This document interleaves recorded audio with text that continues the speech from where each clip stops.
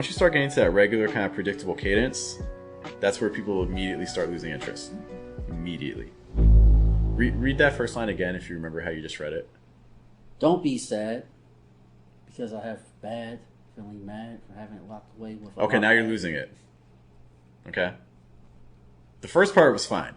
But then as we get towards the end of that line, we're just kind of...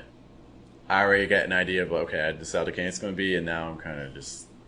You know, I'm with you, but I could be with you more. Don't be sad because I have bad. Feeling mad for having it locked away with a lock pad. And who holds the key? The one that believes in me. So go away, bad. I'm no longer feeling sad because I am with you. Get the idea?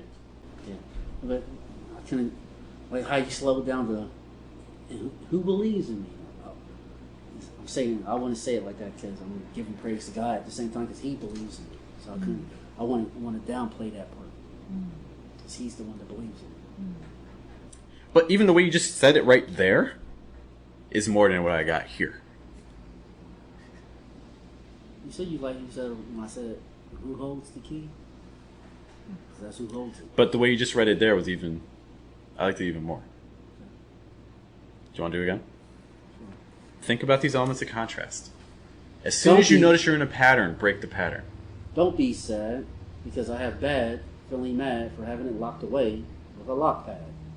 And who holds that key? The one that believes in me. So go away, bad.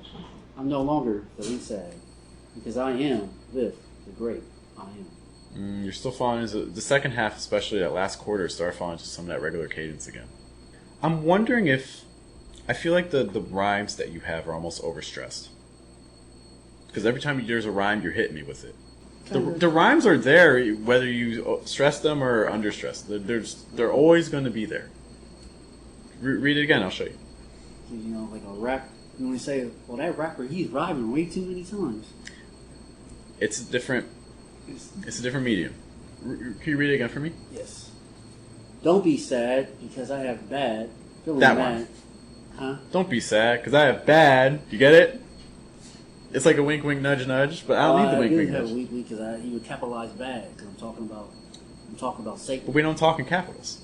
But I'm talking about the devil. Oh, so you don't trust me? You don't trust me as a listener to get that? No, I don't. That's how I read. So you're trying to tell me correct things. I'm about to be 45. You're trying to correct something in half a second. I've been doing for I don't want years. to be clear. I don't want to view it as like incorrect versus correct. I want to show you alternatives. I understand, but I've been rhyming since I was 12, so I like to bring out the rhyme word to make sure I don't know, is this because that's when I like Biggie Small or Tupac. Mm-hmm. You know, you hear the rhyme, you hear that rhyme. Mm-hmm. So you know when they're about to rhyme. You know the next word, especially when you listen to their song so much. Mm-hmm. No. Yeah, for sure. I understand what you're saying. So I think what can happen with rhymes is it could become really. It almost takes you out of the poem because you start listening for the rhyme instead of for the content. Like it almost becomes like a guessing game, or it becomes that you just start listening for the rhyming word instead of all the things that come in between. Even though the things that come in between, there's more of that, a lot more of that. yeah, it's kind of hard. Like one of my favorite songs, Bobby Torres Big. It's like Juicy when he comes in, like it's all a dream. I used to read Word Up magazine. But these are also songs. But like a lot of times poems can turn into songs. There are similarities between them. I won't deny that. Because I wrote one poem that I called God is Good, but when I wrote it, I turned it into a song because of how I wanted it to flow. It came out better as a Christian rap song than a poem. But I first wrote it as a poem. I don't have an issue with that, to be clear. I just think that poems and songs aren't exactly the same.